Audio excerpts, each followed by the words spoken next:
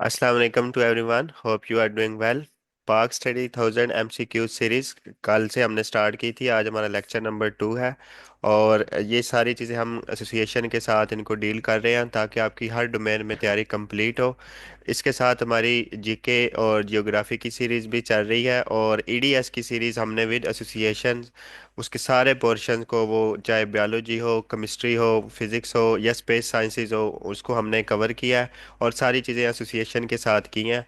अभी ये park study को हम आज का हमारा सेकंड लेक्चर है, तो इसको आज हम करेंगे। और इसके साथ साथ इसका सबसे बड़ा बेनिफिट आपको ये होगा कि अभी ये अपकमिंग में 23 फेब को जो एलिमेंट्री स्कूल टीचर का पेपर हो रहा है, तो अगर वो लोग ये प्रॉपर वे से कर लेंगे तो उनके लिए तो मसला ही नहीं रहेगा। उनके ये जो 20% आएगा उनका इंशाल्लाह 100% कवर होगा।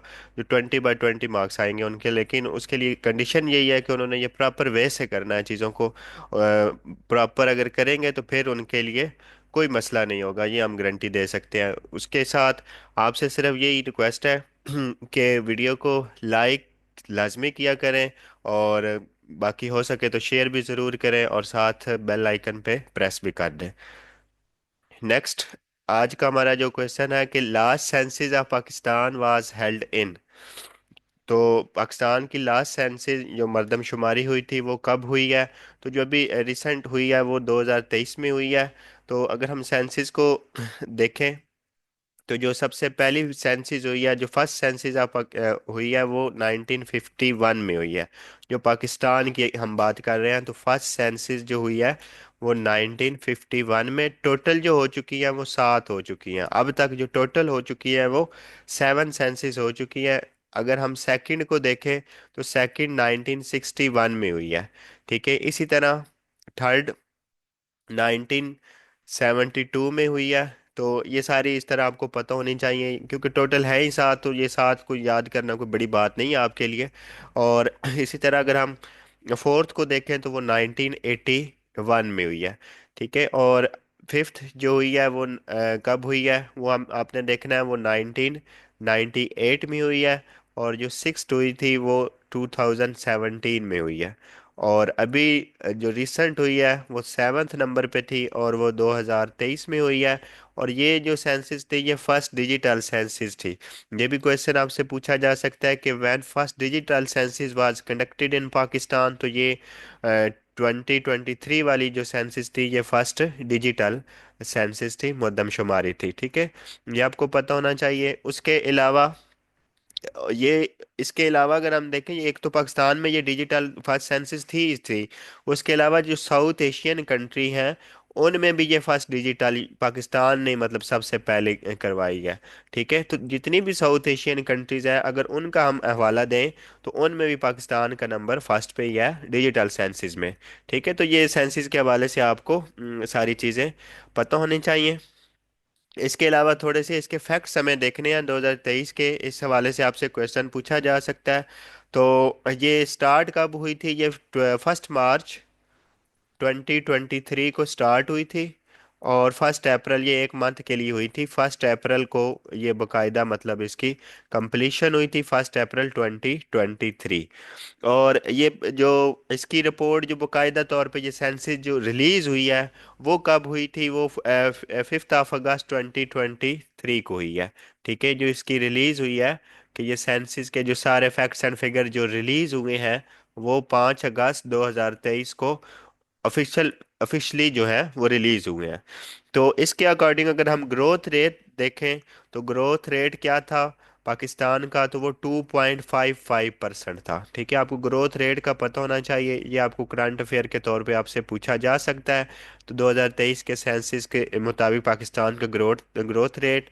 बाकी अगर पंजाब पब्लिक सर्विस कमीशन के हवाले से देखें, या पंजाब के जितने भी बाकी डिपार्टमेंटल competitive एग्जाम्स हैं, या फेडरल के हवाले से देखें, तो आपसे ये पॉपुलेशन का कंटेक्स्ट में पंजाब की पूछी जा सकती है।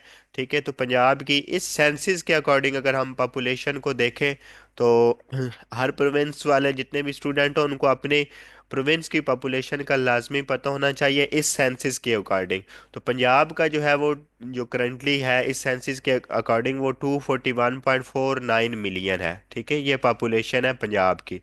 और पंजाब का अगर हम देखें तो पंजाब का जो ग्रोथ रेट है इस पॉपुलेशन के अकॉर्डिंग, पंजाब का ग्रोथ रेट देखें तो वो 2.53% है। ठीक है, ग्रोथ रेट पंजाब का वो कितना है, 2.53%। इसके बाद हम इस्लामाबाद, जिसको हम शॉर्ट फॉर्म में आईसीटी भी लिख सकते हैं, उसकी अगर हम पॉपुलेशन देखें इस सेंसिस के अकॉर्डिंग तो वो 2.36 मिलियन थी। ठीक है, 2.36 मिलियन। और इस्लामाबाद का अगर आप ग्रोथ रेट देखें यानी जी रेट देखें तो वो 2.81% है। इस्लामाबाद का ग्रोथ रेट 2.18%। इस तरह के जो पाकिस्तान की जो इस सेंसिस के अकॉर्डिंग देहाती आबादी है यानी रूरल जो आबादी है, रूरल पॉपुलेशन है, वो कितनी है इस सेंसिस के अकॉर्डिंग वो आपको पता होनी चाहिए। वो 61.8% है इस सेंसिस के अकॉर्डिंग रूरल पॉपुलेशन पाकिस्तान की। इसके अलावा आपको सिंध का ग्रोथ रेट पता होना चाहिए। तो सिंध का जो ग्रोथ रेट है इस सेंसिस के अकॉर्डिंग वो कितना है, वो 2.57%।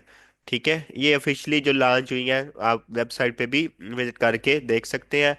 और इसके अलावा केपीके का जो ग्रोथ रेट है इस सेंसिस के अकॉर्डिंग तो वो कितना है, वो हमें पता होना चाहिए। तो वो 2.38% है। ठीक है, केपीके का ग्रोथ रेट। और इसके अलावा हम बलूचिस्तान का ग्रोथ रेट देख सकते हैं। तो बलूचिस्तान का जो ग्रोथ रेट है वो 3.2%। ठीक है, तो ये ग्रोथ रेट आपको पता चल गया, बाकी पॉपुलेशन का पता चल गया। ये चीज़ें आपने देखनी है। और ये फर्स्ट जो थी डिजिटल सेंसिस के नाम से भी जिसको जाना जाता है, तो वो ये 2023 वाली सेंसिस थी। नेक्स्ट हमारा जी क्वेश्चन है कि one of the founders of all India Muslim league Samiullah Khan was the Nawab of. तो ये जो समीउल्लाह खान साहब थे ये नवाब थे ढाका के। ठीक है, तो और ये मतलब फाउंडर्स थे मुस्लिम लीग बनाने में। और मुस्लिम लीग कब फॉर्म हुई, अब हमने मुस्लिम लीग पे, अगर आपको डिटेल चाहिए, इसकी बहुत ज़्यादा डिटेल चाहिए, तो आप कल वाली वीडियो को देख के उसमें आप सारे चीज़ें देख सकते हैं। अच्छा, इसके जो फर्स्ट प्रेसिडेंट थे वो सर आगा खान थे, जो उसके परमानेंट प्रेसिडेंट के तौर पे मुस्लिम मेंबर्स में से थे, तो वो सर आगा खान थे। और जिन्होंने मतलब सदारत की है, और सदारत जो फर्स्ट पे किया वो आदम जी पीर भाई थे। तो ये कल वाली वीडियो में भी हमने डिस्कस किया, अभी फिर आपको क्लैरिफाई करना था, तो ये क्लैरिफाई हो गया आपका। उसके अलावा ये 30 दिसंबर 1906 को जो है ढाका में फॉर्म हुई ऑल इंडिया मुस्लिम लीग। ठीक है, तो ये आपको पता होना चाहिए, बाकी इसकी जो डिटेल्स हैं वो आप देख सकते हैं नेक्स्ट कल वाली वीडियो पे जाके। नेक्स्ट हम देखते हैं जी। नेक्स्ट हमारा क्वेश्चन है, red Cliff unjustly included tehsils of Punjab in India. जो उसने गैर कानूनी तौर पे या गैर मुनसफाना तौर पे रेड क्लिफ ने जो पंजाब की तहसील्स थी वो इंडिया में शामिल कर दी, वो कौन कौन सी थी वो आपको पता होनी चाहिए। तो वो एक तो गुरदासपुर थी, दूसरी पठानकोट थी, और तीसरी बटाला थी। ये तीन तहसील थी जो कि गैर मुनसफाना तरीके से इंडिया में शामिल कर दी गई। तो ये कौन थे रेड क्लिफ के बारे में हम थोड़ा सा देख लेते हैं। और रेड क्लिफ लाइन क्या है उसको देख लेते हैं। तो ये इनका जो ये थे, ये सिरल जॉन रेडक्लिफ थे। एक तो ये इनका पूरा नाम ये आपको पता होना चाहिए, सिरल जॉन रेडक्लिफ। ठीक है, एक ये आपको ये चीज़ पता होनी चाहिए। उसके अलावा अगर आप देखें तो ये चेयरमैन ये थे क्या, ये चेयरमैन थे। ठीक है, बाउंड्री कमीशन के जो चेयरमैन थे वो यही थे। जो बाउंड्री कमीशन किस किस के लिए बना था, एक तो पंजाब के लिए और दूसरा बंगाल के लिए, पंजाब प्लस बंगाल के लिए ये बाउंड्री कमीशन जो है वो फॉर्म किया गया था। ठीक है, आपको ये पता होना चाहिए। और ये कब फॉर्म हुआ, ये क्वेश्चन अक्सर आ जाता है कि ये कब फॉर्म हुआ। तो ये जुलाई 1947 में बाउंड्री कमीशन फॉर्म हुआ।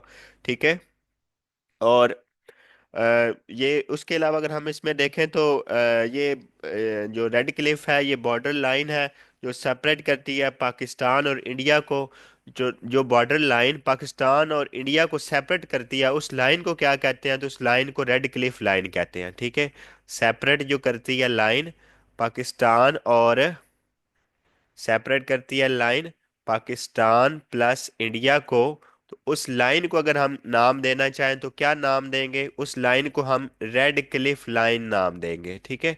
रेड क्लिफ लाइन जो है वो पाकिस्तान और इंडिया को सेपरेट करती है, ठीक है। ये आपको पता होना चाहिए।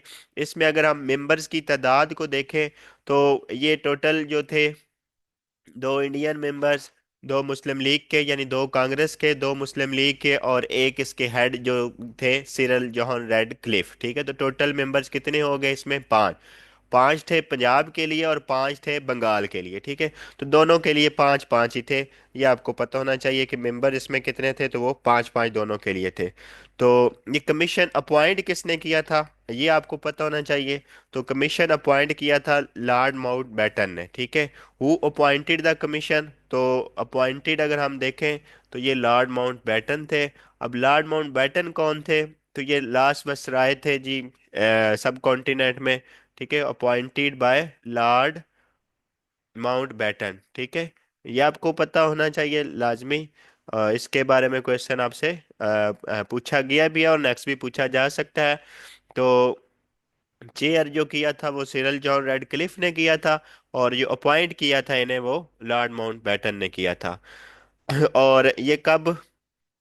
जून 1947 में जो ईस्ट बाउंड्री कमीशन के थे मेंबर्स, ये जब अपॉइंट किया था इन्हें जून 1947 में, और जुलाई में ये बकायदा उसकी बाउंड्री कमीशन के हवाले से उन्होंने ये रेड क्लिफ अवार्ड के हवाले से इसकी शुरुआत हो गई थी। अच्छा जी, ये पांच मेंबर्स थे इनके, दो मुस्लिम लीग के, दो कांग्रेस के और एक हेड। इसी तरह बंगाल में भी यही था। तो ये डिमार्क जो लाइन जो डिमार्क हुई थी, ये आपको पता होना चाहिए, ये डिफरेंस रखना है, ठीक है। ये तो कमीशन ने तो जुलाई 1947 है, लेकिन जो लाइन की डिमार्केशन हुई है, ठीक है, जो लाइन ड्रा की गई है, तो डिमार्केशन ऑफ लाइन वो कब हुई है? वो 17 अगस्त 1947, ठीक है। तो ये डिफरेंस था, ये मेन बताना हमारा काम था कि डिमार्केशन ऑफ लाइन वो 17 अगस्त 1947 इसने अपॉइंट किया जो मेंबर्स को, वो जून में, और जब ये काम स्टार्ट हुआ वो जुलाई में, ठीक है। तो ये आपको ये चीज़ें पता होनी चाहिए। इसके हवाले से अगर हम देखें तो ये तीन जो एरियाज थे, तीन एरियाज कौन कौन से थे? गुरदासपुर, पठानकोट और बटाला। ये इंडिया में मतलब चले गए, उसने अनजस्टली उसको इंक्लूड कर दिया जो इंडियन पंजाब था उसमें, ठीक है। नेक्स्ट हमारा क्वेश्चन है कि Pakistan bought Gwadar from Oman, ठीक है। पाकिस्तान ने गवादर को ओमान से खरीदा। तो ये कब खरीदा? तो ये आपको पता होना चाहिए जी 1958 में गवादर को मतलब खरीदा पाकिस्तान ने। और किसके एरा में खरीदा? उस वक्त कौन थे पाकिस्तान के मतलब प्राइम मिनिस्टर? आप देख लें तो वो फिरोज खान नून थे, ठीक है।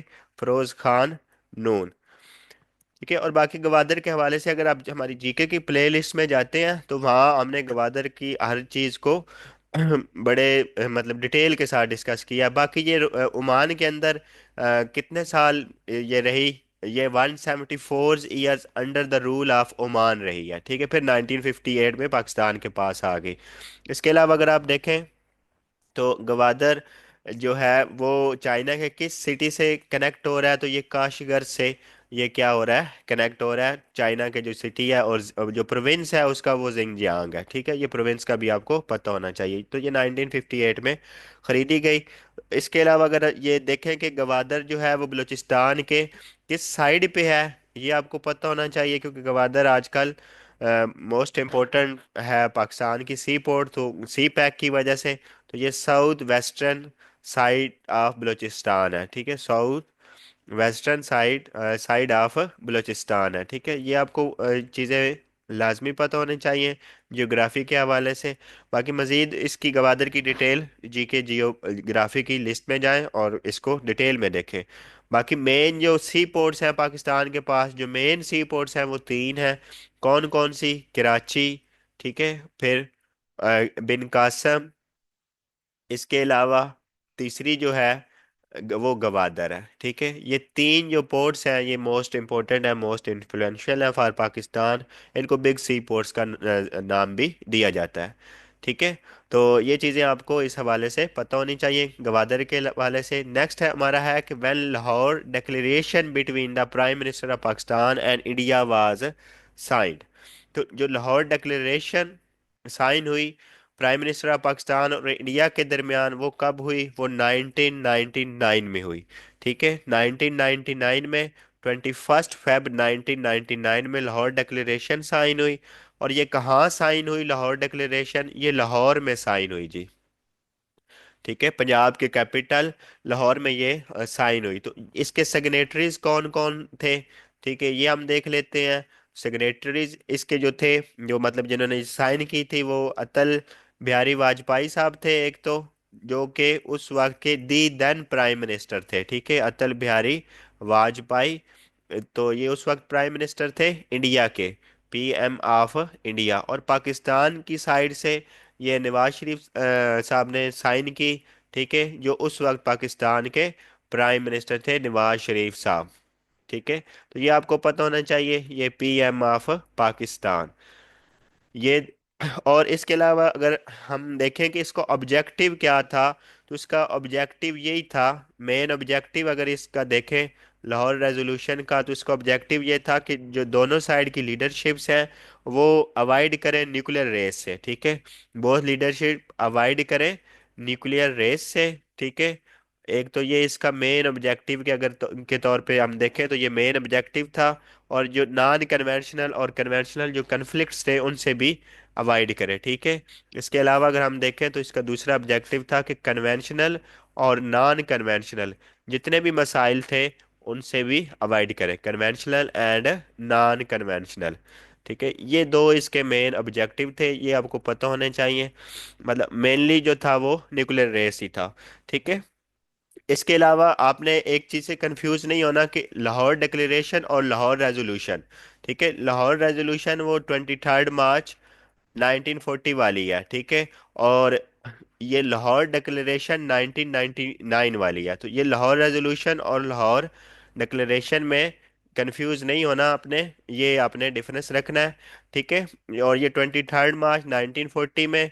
और किसने ये तैयार की? सर सिकंदर हयात ने। और किसके सामने मतलब ये पेश की गई? ए के फजलुल हक। ठीक है, जो ए के फजलुल हक जिसको शेर बंगाल भी जिन्हें कहते हैं, उनके सामने ये पेश की गई। इसके अलावा ये प्रेजेंटेड बाय मतलब किस शख्स ने ये प्रेजेंट की? तो वो कायद आजम साहब थे। ठीक है, जिन्होंने ये प्रेजेंट की। और लाहौर रेजोल्यूशन का दूसरा नाम इसको पाकिस्तान रेजोल्यूशन भी कहते हैं। ठीक है, ये आपको इसके हवाले से पता होना चाहिए। बाकी लाहौर डिक्लेरेशन और लाहौर रेजोल्यूशन में आपने डिफरेंस मस्ट रखना है। नेक्स्ट हमारा क्वेश्चन है कि which leader is famous with reference to his 6 famous points. तो कौन से लीडर जो फेमस थे 6 पॉइंट्स के हवाले से, जिन्होंने मतलब 6 पॉइंट्स एक फार्मूला दिया, तो वो शेख मुजीबुर रहमान थे, अवामी लीग के। ठीक है, इनका ताल्लुक था अवामी लीग से। इन्होंने ये 6 पॉइंट कब दिए? ये जो 6 पॉइंट एजेंडा दिया था ये 1966 में 6 पॉइंट्स दिए गए। उस वक्त हुकूमत किसकी थी जब इन्होंने दिए? तो ये अयूब खान के दौर में इन्होंने दिए। ये क्वेश्चन अक्सर आपसे पूछ लेते हैं वो। इसके अलावा ये अनाउंस किस जगह हुए थे? तो ये लाहौर में ही अनाउंस हुए थे। ठीक है, ये आपको पता होना चाहिए। तो शेख मुजीबुर रहमान का ताल्लुक अवामी लीग से था। ठीक है, और इसके अलावा अगर हम देखें इसमें 6 पॉइंट्स में एक जो इम्पोर्टेंट बात ये की गई थी कि फेडरल के पास कौन सी इंस्टीट्यूशन रह जाए। तो फेडरल गवर्नमेंट को डील करना चाहिए 2 सब्जेक्ट्स के साथ। ठीक है, तो 2 सब्जेक्ट्स थे फेडरल गवर्नमेंट में इस इन 6 पॉइंट्स में। वो कौन कौन से 2 डिफेंस थे जिनको फेडरल के मामला फेडरल देखेगी, बाकी सारे प्रोविंसेस के पास चले जाएं इनके अकॉर्डिंग, इनके 6 पॉइंट्स के अकॉर्डिंग। तो एक था डिफेंस। डिफेंस को जो है वो फेडरल के मामलात में आएगी, मतलब फेडरल कंट्रोल करेगी। और दूसरा जो फॉरेन अफेयर्स थे। ठीक है, डिफेंस और फॉरेन अफेयर, ये दोनों चीज़ें जो थी ये फेडरल के पास रह जाए इन पॉइंट्स के अकॉर्डिंग। और बाकी जितने मामलात थे वो किसके पास चले जाएं? वो प्रोविंसेस के पास, मतलब प्रोविंशियल ऑटोनॉमी की बात इन्होंने मेनली जो की थी वो 6 पॉइंट्स में की थी। नेक्स्ट हम अगर देखें तो नेक्स्ट हमारा क्वेश्चन है कि सैयद अहमद शहीद was the founder of which of the following movement. तो जो सैयद अहमद शहीद साहब थे वो किसके ये किस मूवमेंट के फाउंडर थे? तो मूवमेंट का अगर वो पूछें तो वो जिहाद मूवमेंट के फाउंडर थे। तो ये जब शहीद हुए, तो ये कब शहीद हुए? तो ये 6 मार्च 1831। ठीक है, अगर आपको डेट नहीं याद रह सकती तो ये ईयर लाजमी याद रखें। और ये कहाँ शहीद हुए? बालाकोट में लड़ाई में ही शहीद हो गए थे। और इनके साथ इनके जो शागिर्द थे, शाह इस्माइल, वो भी इनके साथ ही शहीद हो गए। ठीक है, वो इनके शागिर्द थे। इनके शागिर्द जो इनके साथ शहीद हुए उनका नाम क्या था? वो शाह इस्माइल साहब थे। और वो भी इन्हीं के साथ ही शहीद हो गए। ठीक है, ये आपको पता होना चाहिए। तो ये फाइट किसके खिलाफ हो रही थी? ये जो जिहाद मूवमेंट या ये सारी जो फाइटिंग हुई थी जिसके दौरान ये शहीद हुए, तो ये सिखों के खिलाफ। ठीक है, सिखों के खिलाफ ये लड़ाई हो रही थी। ठीक है, तो ये आपको पता होना चाहिए इस हवाले से। तो ये जिहाद मूवमेंट के बेसिकली फाउंडर थे और 1831 में बालाकोट में शहीद हुए। नेक्स्ट हमारा क्वेश्चन है, general Yahya Khan became the commander in chief of the Pakistan army in 1966। तो ये 1966 में कमांडर बने general Yahya Khan, Pakistan army commander in chief बने। Who was commander in chief before him? इनसे पहले कौन थे कमांडर इन चीफ? एक तो आपको क्वेश्चन की स्टेटमेंट से ये बात पता चल गई कि 1966 में commander in chief Pakistan army में कौन बने, तो वो जनरल याहिया खान थे। उसके अलावा अगर ये पूछ रहे हैं कि who was commander in chief before him, इनसे पहले कौन थे, तो वो जनरल मूसा खान साहब जो थे वो इनसे पहले थे। ये भी अक्सर आपसे पूछा जा सकता है कि 1965 की वार में commander in chief of Pakistan army के कौन थे, तो वो यही थे। 1965 वार में भी जनरल मूसा खान ही थे कमांडर इन चीफ। अच्छा, बाकी और लॉन्गेस्ट सर्विंग जो कमांडर इन चीफ थे, सबसे ज़्यादा जिन्होंने मतलब खिदमत सर अंजाम दी, सबसे ज़्यादा टाइम इन ऑफिस में रहे, वो कौन थे? तो ये लॉन्गेस्ट सर्विंग भी जनरल मूसा खान ही थे। ठीक है, लॉन्गेस्ट सर्विंग। अगर इनका हम टेन्योर देखें तो ये 1958 में स्टार्ट होता है और 1966 तक जाता है। ठीक है, बाकी जो अगर हम ये देखें कि टोटल जो कमांडर इन चीफ हैं पाकिस्तान की हिस्ट्री में वो कितने हैं, तो वो टोटल जो कमांडर इन चीफ हैं पाकिस्तान की हिस्ट्री में वो 5 हैं। ठीक है, पहले जो 2 थे वो नॉन मुस्लिम थे, उसके बाद 3 जो है वो मुस्लिम है। उनमें अगर हम देखें जो फर्स्ट नंबर पे थे, जो फर्स्ट वाले हमारे कमांडर इन चीफ हैं, जो पहले थे, ठीक है, वो कौन थे? दूसरे कौन थे, ये हम देख लेते हैं। तो पहले जो थे वो जनरल मतलब फ्रैंक मिस्री थे। ठीक है, जनरल फ्रैंक मिस्री, ये आपको पता होना चाहिए। ठीक है, और इसके अलावा दूसरे हम वो डोगलस साहब थे। आजकल वो दूसरे का पूछ लेता है तो आपको दूसरा इसलिए पता होना चाहिए, सर डोगलस डेविड ग्रेसी जो थे वो दूसरे थे। ठीक है, सर डोगलस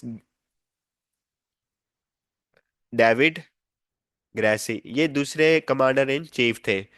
ये हो गए। उसके अलावा अगर हम तीसरे देखें कमांडर इन चीफ, तो वो कौन थे? वो अयूब खान साहब थे। तीसरे जो थे कमांडर इन चीफ वो अयूब खान थे। और चौथे जो थे वो जनरल मूसा खान थे, और जो सबसे लॉन्गेस्ट सर्विंग भी थे। ठीक है, चौथे जो थे वो जनरल मूसा खान थे। चौथे का हमने जिक्र कर लिया, वो जनरल मूसा खान थे। अच्छा जी, उसके अलावा अगर हम देखें तो पांचवें जो थे, पांचवें चीफ कमांडर जो फिफ्थ नंबर पे थे, वो थे जी जनरल गुल हसन खान। ठीक है, जनरल गुल हसन खान। ये आपको पांचों अब कमांडर इन चीफ का पता चल गया। और ये जो कब तक, मतलब ये स्टार्ट तो 1947 में हो गया, और ये कमांडर इन चीफ का जो टाइटल था ये कब तक कायम रहा? ये 3 मार्च 1972 को अबोलिश हो गया। यानी ख़त्म कब हुआ, अबोलिश कब हुआ? तो ये 3 मार्च 1972। तो 1972 तक तो ये कायम रहा। उसके बाद ये फिर इसका टाइटल अब आर्मी चीफ की सूरत में आप देख सकते हैं। ठीक है, नेक्स्ट हम देखते हैं, नेक्स्ट हमारा क्या क्वेश्चन है। तो जी नेक्स्ट हमारा क्वेश्चन है जी, who was the prime minister of Pakistan when our first constitution of 1956 was adopted? तो प्राइम मिनिस्टर ऑफ पाकिस्तान कौन थे जब हमारा पहला कॉन्स्टिट्यूशन बना? तो उस वक्त प्राइम मिनिस्टर कौन थे? तो उस वक्त प्राइम मिनिस्टर थे मोहम्मद अली साहब जो थे, वो प्राइम मिनिस्टर थे। और ये पाकिस्तान के चौथे प्राइम मिनिस्टर के तौर पे भी जाने जाते हैं। इसके अलावा अगर आप देखें तो हमने कल भी बड़ी डिटेल डिस्कस की थी। जो पहले आपके प्राइम मिनिस्टर थे तीन चार मतलब पहले जो 7 प्राइम मिनिस्टर थे उनके हवाले से हमने इन डिटेल आपको बताया है कि वो कौन कौन से थे। ये आपको आप कल वाली वीडियो को देख सकते हैं उस हवाले से। और ये जो थे ये बेसिकली ये चौथे प्राइम मिनिस्टर थे 1956 में। ठीक है, तो ये आपको पता होना चाहिए इनके बारे में कि चौथे प्राइम मिनिस्टर ये थे। और बाकी बाकी अयूब खान तो कमांडर इन चीफ, फर्स्ट जो मुस्लिम कमांडर इन चीफ थे वो यही थे, अयूब खान ही थे। और इसके अलावा इनसे पहले जो दो जनरल फ्रैंक मिस्री और वो गुजर गए हैं। इसके अलावा अगर हम देखें तो इनसे पहले जो ये तो चौथे थे। और इसके अलावा जो मोहम्मद अली बोगरा साहब थे वो थर्ड प्राइम मिनिस्टर थे। और इसके वो 1953 टू 1955 तक जो कमांडर इन चीफ रहे वो मोहम्मद अली बोगरा साहब रहे। चौथे ये 1955 टू 1956 तक इनका टेन्योर रहा, ये fourth as a prime minister. तो जो फिफ्थ थे 1956 टू 19 वो हुसैन शहीद सोहरवर्दी साहब थे। ठीक है, हुसैन शहीद सोहरवर्दी। ठीक है, तो जो लॉन्गेस्ट सर्विंग भी हैं और फर्स्ट थे वो लियाकत अली खान साहब हैं। ठीक है, लियाकत अली खान जो अभी तक लॉन्गेस्ट सर्विंग है 1947 टू 1951, 16 अक्टूबर 1951 तक। उसके अलावा अगर हम देखें तो जो हमारे सिक्स थे वो इब्राहिम इस्माइल थे। इब्राहिम इस्माइल चंद्रीगा जो थे वो सिक्स थे। इब्राहिम इस्माइल का नंबर 6 आता है। और सेवन्थ जो थे वो फिरोज खान नून, मलक फिरोज खान नून जो थे वो seventh prime minister of Pakistan थे। और इसी के तरह ये क्वेश्चन आजकल पूछा जा रहा है कि 1955 से लेके 58 तक कितने प्राइम मिनिस्टर जो हैं, मतलब वो उनकी गवर्नमेंट स्टपल हुई है, मतलब चेंज हुई है, तो वो चार हैं। ठीक है, तो इसके अलावा जो लॉन्गेस्ट तो हमने बता दिया लियाकत अली खान थे। जो शॉर्टेस्ट सर्विंग थे वो कौन थे, तो वो 8 PM थे पाकिस्तान के, 8 PM। और उनका नाम था नूरुल अमीन। ठीक है, तो ये शॉर्टेस्ट सर्विंग थे, ये जस्ट फॉर फ्यू डेज ये इन्होंने सर्व किया था। तो ये चीज़ें आपको पता होनी चाहिए। बाकी मज़ीद इसकी डिटेल भी आप देख सकते हैं अगर आप देखना चाहें तो कल वाली वीडियो पे जाएं और इसकी डिटेल को मज़ीद देखें। ठीक है, ताकि आपको सारे जितने भी इस टेन्योर में जितने भी प्राइम मिनिस्टर आए हैं उनको आप अच्छे तरीके से कर सकें। नेक्स्ट हम देखते हैं, नेक्स्ट हमारा क्या क्वेश्चन है। नेक्स्ट हमारा क्वेश्चन है कि Pakistan steel mill was established in. तो पाकिस्तान स्टील मिल कब कायम की गई, तो ये 1973 में कायम हुई। अगर स्टील मिल के हवाले से देखें तो ये कराची में बेसिकली, ठीक है, कराची में बनी पाकिस्तान स्टील स्टील मिल 2 जुलाई 1973। ठीक है, 2 जुलाई 1973 ये फाउंड हुई। बाकी जो इसकी फाउंडेशन रखी, ये फाउंडेड तो 19 जुलाई में हुई। बाकी जो इसके बकायदा जो फाउंडेशन रखी जुल्फकार अली भुट्टो साहब ने रखी। और वो कब रखी, वो दिसंबर में रखी। ठीक है, वो दिसंबर 1973 में। तो मोस्टली क्वेश्चन 1973 के हवाले से आता है, तो वो आपको पता होना चाहिए। ये जुल्फकार अली भुट्टो के हवाले से आपको पता होना चाहिए कि ये इनके फाउंडर थे, जुल्फकार अली भुट्टो। नेक्स्ट हम देख लेते हैं कि ये किसकी सपोर्ट से बनी थी। तो ये जो सोवियत यूनियन है उसकी मदद से इसको कायम किया गया स्टील मिल को, और जो कि अब क्या बन चुका है, रशिया। ठीक है, और सोवियत यूनियन को जब वो ब्रेकअप हुई, मतलब ब्रेक इनटू हुआ, तो वो कितनी कंट्रीज ब्रेक हुई, सेपरेट हुई, इससे 15 कंट्रीज थी। और ये एग्रीमेंट था, किस किस के दरमियान एग्रीमेंट हुआ, ये पाकिस्तान और यूएसएसआर के दरमियान। और अब वो रशिया बन चुका है। एग्रीमेंट कब हुआ, 1971 में ये एग्रीमेंट हुआ। इसके अलावा एक और आपसे ये क्वेश्चन पूछा जा सकता है कि इसके करंट जो सीईओ हैं वो कौन है। तो वो ब्रिगेडियर रिटायर्ड साहब हैं शुजा हसन साहब, वो इसके करंट सीईओ हैं। शुजा हसन ये करंट सीईओ हैं, ब्रिगेडियर रिटायर्ड है ये। तो ये करंट सीईओ है। ठीक है, तो ये करंट के हवाले से आपने फिर अपडेट अपने आप को खुद रखना होता है। अभी हम बात कर रहे हैं तो अभी ये है, कल को कोई चेंज हो जाए तो फिर आपने उस हवाले से अपने आप को अपडेट रखना है। जी, नेक्स्ट हमारा क्वेश्चन है कि who was the first emperor of Tughlaq dynasty in Indian सब कॉन्टिनेंट। हमने ये देखना है कि पहले बादशाह जो थे वो कौन थे तुगलक डायनेस्टी में, इंडियन सब कॉन्टिनेंट में, यानी सब कॉन्टिनेंट में ये कौन थे बादशाह पहले। तो वो गयासुद्दीन तुगलक थे। ठीक है, तो वो गयासुद्दीन तुगलक थे जो फाउंडर थे इसके। बाकी अगर हम देखें तो ये दिल्ली सल्तनत बेसिकली थी। तो दिल्ली सल्तनत के ये जो ना थर्ड डायनेस्टी थी। ठीक है, ये जो तुगलक डायनेस्टी थी ये दिल्ली सल्तनत में कौन सी डायनेस्टी थी, तो ये तीसरी डायनेस्टी थी। और इसके ये तुगलक डायनेस्टी के बारे में अगर हम थोड़ा सा देख लें तो ये डायनेस्टी जो रही तुगलक, तो ये कब से कब तक रही ये आपको थोड़ा सा पता होना चाहिए। तो ये 1320 से 1413 तक रही। ठीक है, 1320 से 1413 तक ये 1413 तक ये रही। जो इसके फाउंडर थे वो कौन थे, वो गयासुद्दीन तुगलक साहब थे। इसके बाद जो प्रसीडेड बाय, जो इनसे पहले डायनेस्टी थी वो खिलजी थी। ठीक है, ये प्रसीड किसको करके आए थे, खिलजी डायनेस्टी को। और इनके बाद जो आई वो कौन सी थी, ये दोनों आपको पता होनी चाहिए। ये खिलजी डायनेस्टी को प्रसीड किया। और अगर सक्सीड का वर्ड आ जाए, सक्सीडेड बाय, यानी इनके बाद कौन सी आए, तो वो सैयद डायनेस्टी थी। ठीक है, सैयद डायनेस्टी वो इनके बाद आई। ये आपको पता होना चाहिए। तो इसके हवाले से एक और ये क्वेश्चन आता है कि इब्ने बतूता जो सब कॉन्टिनेंट में आए वो किस डायनेस्टी के दौर में, और किस, या फिर ये भी पूछ लेते हैं स्पेसिफिक करके कि वो किसके दौर में आए। तो वो बेसिकली आए थे सुल्तान मोहम्मद बिन तुगलक। ये इस डायनेस्टी के जो थर्ड पर्सन थे मोहम्मद बिन तुगलक साहब, ये इनके दौर में आए, सुल्तान मोहम्मद बिन तुगलक। मतलब ये सेकंड सेकंड नंबर पे थे, इन्होंने सेकंड नंबर पे ये संभाली थी डायनेस्टी। और ये 1325 से इनका टेनोर अगर सुल्तान मोहम्मद बिन तुगलक का देखें तो 1325 से 1351 है। और इनका 1320 से 1325 है। इनके बाद जो सेकंड नंबर पे आए हैं वो मोहम्मद बिन तुगलक आए हैं। और इन्हीं के दौर में इब्ने बतूता साहब जो है वो उन्होंने इंडिया आए थे। किन के दौर में, मोहम्मद बिन तुगलक। और अगर डायनेस्टी का पूछ ले किस डायनेस्टी में आए, तो वो तुगलक डायनेस्टी में आए।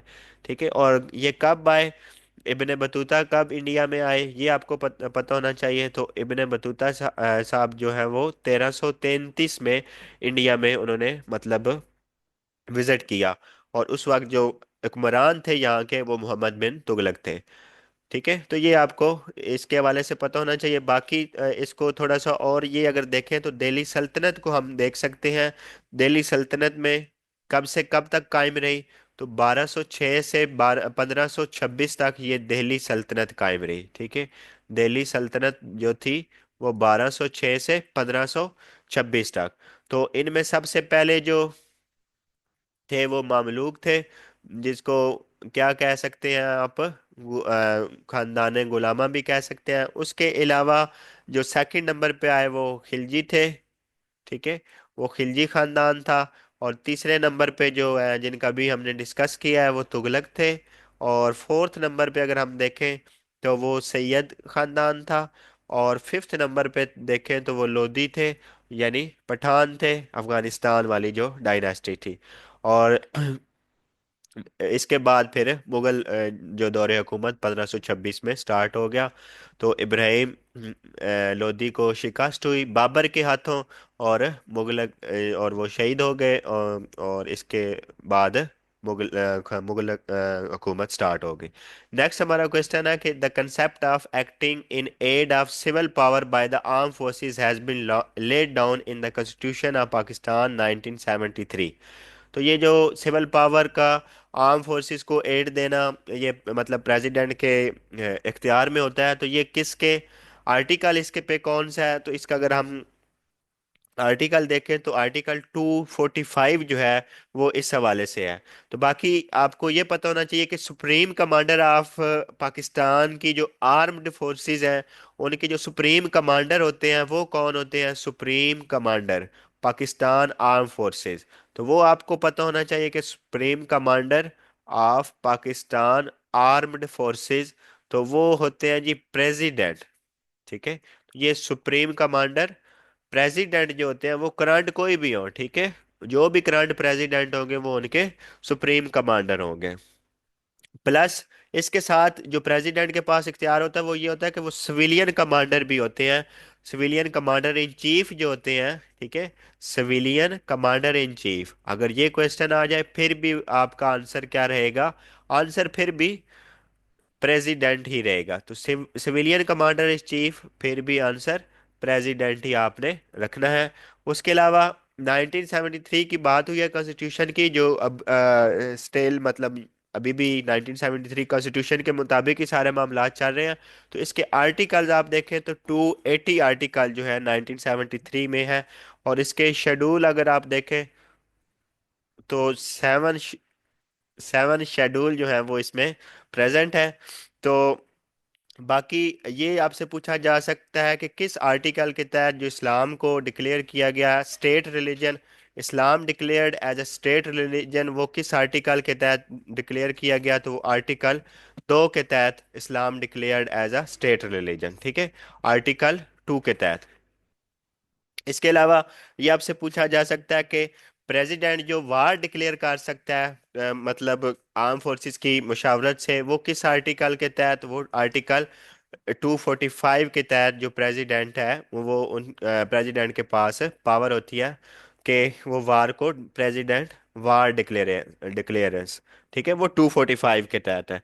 तो establishment of supreme court, supreme court किस आर्टिकल तहत के बनी? ठीक है, ये आपको पता होना चाहिए। सुप्रीम कोर्ट की एस्टेब्लिशमेंट किस आर्टिकल के तहत हुई? तो वो आप देख सकते हैं, वो आर्टिकल 175 के तहत जो सुप्रीम कोर्ट एस्टेब्लिश हुई। बाकी उर्दू को डिक्लेयर किया गया कौमी जबान, ठीक है, उर्दू कौमी जबान डिक्लेयर किया गया, ठीक है, अनाउंस किया गया कौमी जबान उर्दू को कौमी जबान के तहत, कौमी जबान डिक्लेयर किया गया किस आर्टिकल के तहत? तो आर्टिकल 251 के तहत उर्दू को कौमी जबान के तहत मतलब कौमी जबान डिक्लेयर किया गया आर्टिकल 251 के तहत। जो कॉन्स्टिट्यूशन ऑफ सुप्रीम कोर्ट की, सुप्रीम कोर्ट की जो वर्किंग वगैरह है वो किस आर्टिकल के तहत है? वो 176 के तहत है, ठीक है, ये कॉन्स्टिट्यूशन ऑफ सुप्रीम कोर्ट, ठीक है। तो ये आपको पता होना चाहिए कि कॉन्स्टिट्यूशन ऑफ सुप्रीम कोर्ट ये किस आर्टिकल के तहत है? तो वो 176 के तहत। और सुप्रीम कोर्ट की एस्टेब्लिशमेंट किसके तहत हुई? वो 175 के तहत हुई, ठीक है। और इसी तरह कॉन्स्टिट्यूशन ऑफ हाई कोर्ट, मतलब उनकी हाई कोर्ट की कहाँ कहाँ तक वर्किंग है, क्या क्या लिमिटेशंस है, और किस तरह वो कॉन्स्टिट्यूट कर सकती हैं, किस तरह वो काम कर सकती हैं। तो जो हाई कोर्ट की कॉन्स्टिट्यूशन है वो आर्टिकल 192 में बताई जाती है, ठीक है। तो ये आर्टिकल 192 है। तो जम्मू एंड कश्मीर के रिलेटेड जो आर्टिकल है, ठीक है, जो कश्मीर रिलेटेड आर्टिकल है 1973 के कॉन्स्टिट्यूशन में, तो कश्मीर के हवाले से अगर हम देखें तो कश्मीर के हवाले से हमारे पास जो आर्टिकल है वो आर्टिकल 257 है, ठीक है। जो ज़कात के रिलेटेड जो आर्टिकल है, ज़कात अफेयर्स के रिलेटेड जो आर्टिकल है वो 31 है, ठीक है। ज़कात अफेयर्स रिलेटेड आर्टिकल्स वो कौन सा है? 31। इसके अलावा आपके प्रेसिडेंट की अपॉइंटमेंट के बारे में आपसे पूछा जा सकता है, तो वो उस हवाले से आपको पता होना चाहिए प्रेसिडेंट अपॉइंटमेंट के हवाले से कि कौन सा आर्टिकल है, तो वो आप देख सकते हैं मजीद। नेक्स्ट हमारा क्वेश्चन है कि what does PSDP stands for?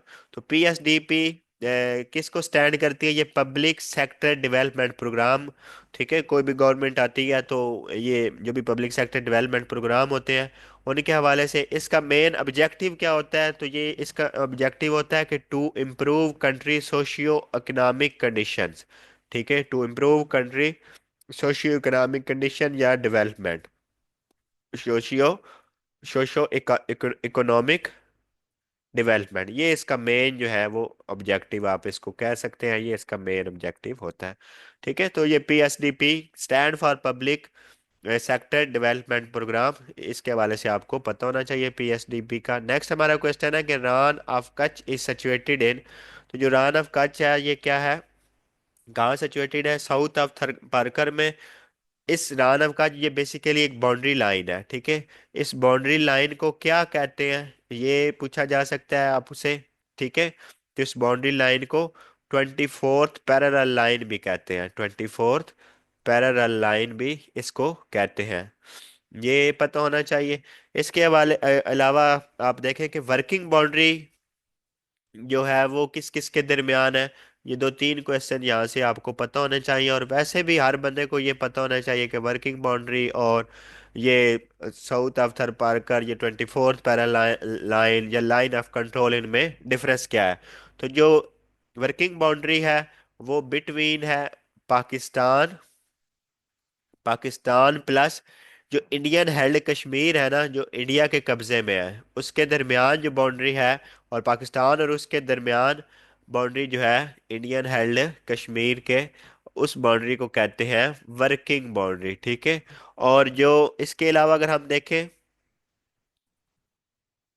LOC, LOC जिसको लाइन ऑफ कंट्रोल कहते हैं, और न्यू सर्वे के मुताबिक इसकी जो लेंथ है वो 861 किलोमीटर है, जो 2020 में हुआ। तो LOC जो है वो किस किस के दरमियान है, वो बिटवीन है, ठीक है, आज़ाद कश्मीर जो पाकिस्तान के पास है, Azad Kashmir part of Pakistan, plus Indian यानी हेल्ड कश्मीर कह लें या ऑक्युपाइड कश्मीर कह लें। ठीक है, मकबूजा कश्मीर, आज़ाद कश्मीर और मकबूजा कश्मीर के दरमियान जो बाउंड्री है उसको LOC कहते हैं, लाइन ऑफ कंट्रोल। तो जो demarcation line between India and Pakistan है उसको क्या कहते हैं, रेड क्लिफ लाइन। ठीक है, रेड क्लिफ लाइन जो है वो डिमार्केशन लाइन है, यानी जो इंटरनेशनली रिकग्नाइज बॉर्डर है उसको ये कहते हैं। और ये किस किस के दरमियान है, इंडिया और पाकिस्तान में है। तो रान ऑफ कच्छ को हम देखें तो ये किधर है, तो ये बेसिकली सिंध पाकिस्तान में, पाकिस्तान वाली साइड हम देखें तो ये सिंध पाकिस्तान में है, और इंडिया के गुजरात वाली साइड पे है। ठीक है। तो इधर पाकिस्तान का जो इलाका है वो सिंध में है। ठीक है। ये आपको रान ऑफ कच्छ के हवाले से और पाकिस्तान के बॉर्डर्स के हवाले से इंफॉर्मेशन मिल गई। नेक्स्ट हमारा क्वेश्चन है कि दीमर भाषा dam will be constructed on, तो ये किस पे कंस्ट्रक्ट किया जाएगा, तो ये दीमर भाषा डैम जो है वो इंडस रिवर पे कंस्ट्रक्ट किया गया था। इसकी जो फाउंडेशन लेड की गई थी, मतलब जब बुनियाद कब रखी गई थी दीमर भाषा डैम की, 1998 में। और जो इसका ओपन टाइम है वो 2028 में है। इसकी ओपनिंग जो है ओपन टाइम वो 2028 में है। ठीक है। और ये कहाँ कहाँ है, ये कोहिस्तान डिस्ट्रिक्ट है केपीके का। ये किस किस के दरमियान है, एक तो कोहिस्तान डिस्ट्रिक्ट है, तो कोहिस्तान जिला जो है केपीके का, खैबर पख्तूनख्वा का, प्लस जो दिया मीर है वो किसका है जी, GB का। ठीक है, गिलगित बल्तिस्तान का, उसके दरमियान ये दीमर भाषा डैम लाई करता है।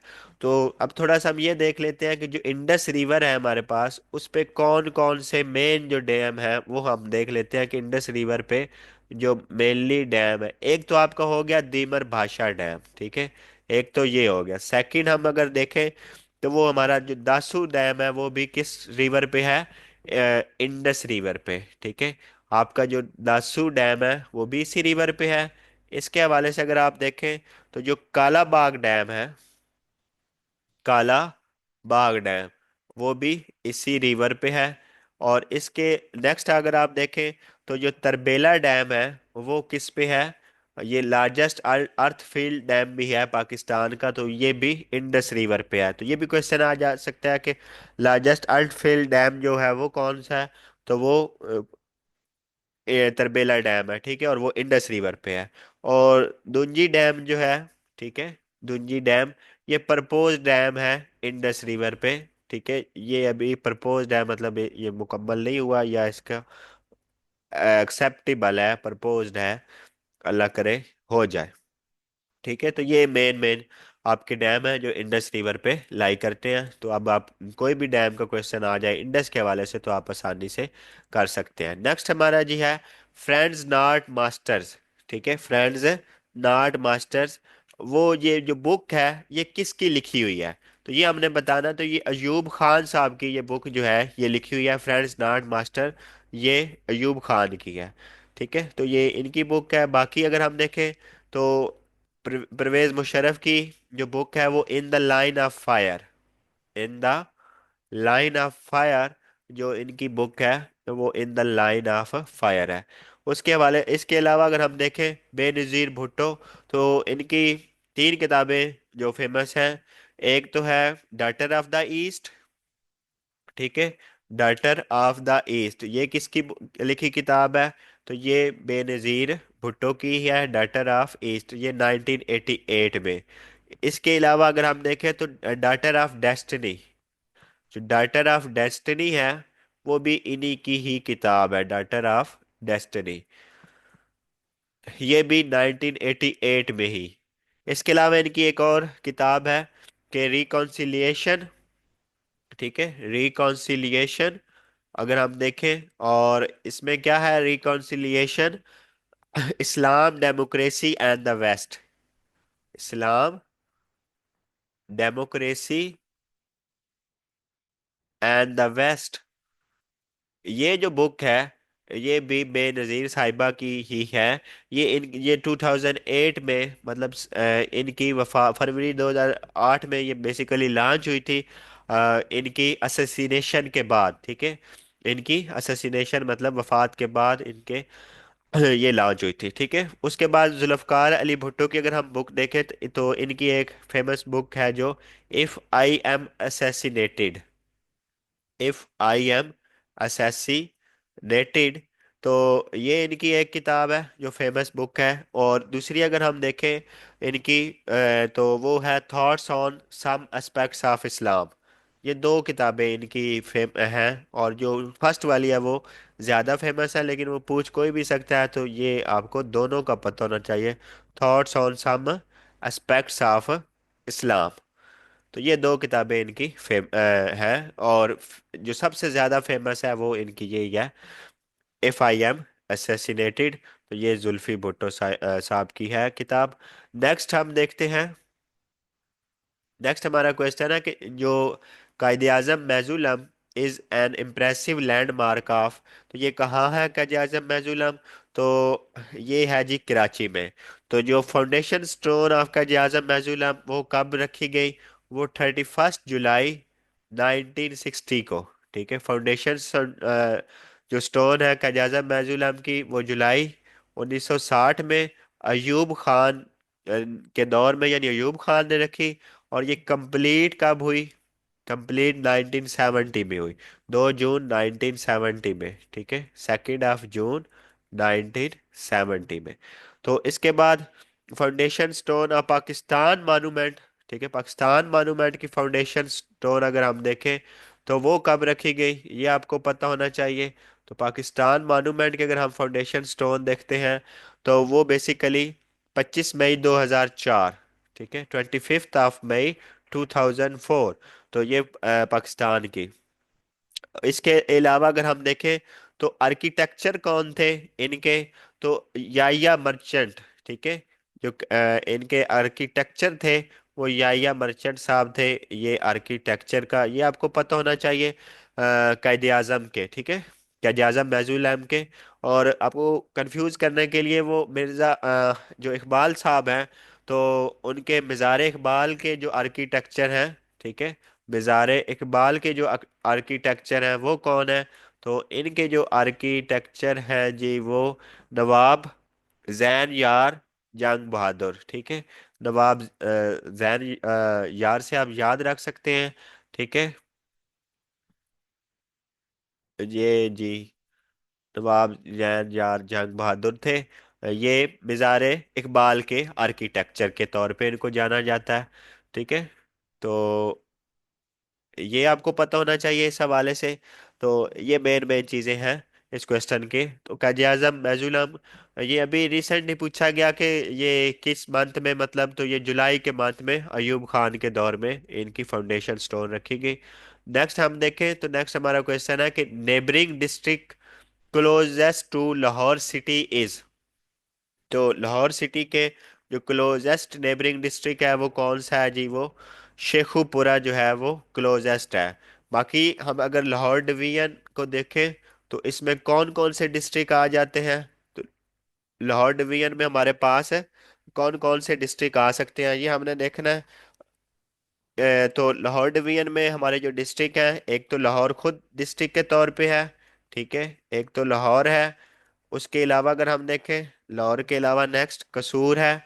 ठीक है, ये कसूर का आपको पता होना चाहिए। और उसके अलावा नेक्स्ट जो हमारा है वो शेखुपुरा है। ठीक है, और ये इसको ही क्लोजेस्ट भी कहते हैं। और जो नेक्स्ट डिस्ट्रिक्ट है, चार डिस्ट्रिक्ट है इसमें, ननकाना साहिब। ठीक है, तो ये चार जो मेन डिस्ट्रिक्ट हैं इसमें इंक्लूड हैं लॉर्ड डिवीजन में, तो ये आपको इसके हवाले से पता होना चाहिए। बाकी अभी की अगर हम न्यू देखें, तो जो टोटल डिवीजन्स हैं पंजाब में वो 10 है, डिस्ट्रिक्ट 41 है, और तहसील 216 है। ठीक है, तो ये आपको पता होनी चाहिए, तहसील और डिस्ट्रिक्ट और डिवीजन। नेक्स्ट हम देखते हैं। नेक्स्ट हमारा क्वेश्चन है जी, which of the following Pakistani player won the 1944 world snooker championship. तो 1994 में कौन से पाकिस्तानी प्लेयर थे जिन्होंने स्नोकर चैंपियनशिप जीता? तो वो मोहम्मद यूसुफ थे, पाकिस्तानी प्लेयर जिन्होंने स्नोकर चैंपियन शिप जीता। तो ये 3 दफा जो है IBSF जीत चुके हैं, 3 दफा इन्होंने विन किया, मोहम्मद आसिफ साहब ने। तो ये प्रोफेशनल जो इनको बिकेम प्रोफेशनल कब हुए? तो ये प्रोफेशनल हुए 2022 से 2024, ये प्रोफेशनल के तौर पे रहे।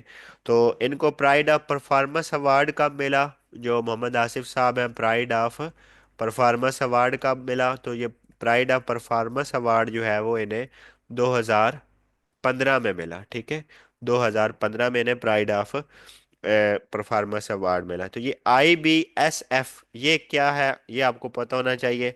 ये बेसिकली इंटरनेशनल बिलर्ड्स, ठीक है, बी से आपका क्या बन जाएगा, बिलर्ड्स एंड स्नोकर फेडरेशन है। इंटरनेशनल बिलर्ड्स एंड स्नोकर फेडरेशन, तो इसको कहते हैं IBSF। ठीक है, तो ये आपको इस हवाले से पता होना चाहिए। और इसका अगर हम हेडक्वार्टर देखें, तो वो कहाँ है? वो दोहा कतर में है। इसका हेडक्वार्टर दोहा कतर में है। और ये international billiard and snooker federation कब बनाई गई? ठीक है, कब फाउंडेड हुई? तो ये 1971 में international billiard and snooker federation कायम हुई। ठीक है, ये आपको पता होना चाहिए। और 1994 वाला मोहम्मद आसिफ ने जीता। नेक्स्ट हमारा क्वेश्चन है, name the first Pakistani female cricketer to take 150 wickets in ODI। तो ये पहली पाकिस्तानी क्रिकेटर कौन है जिन्होंने विकेट्स ली 150?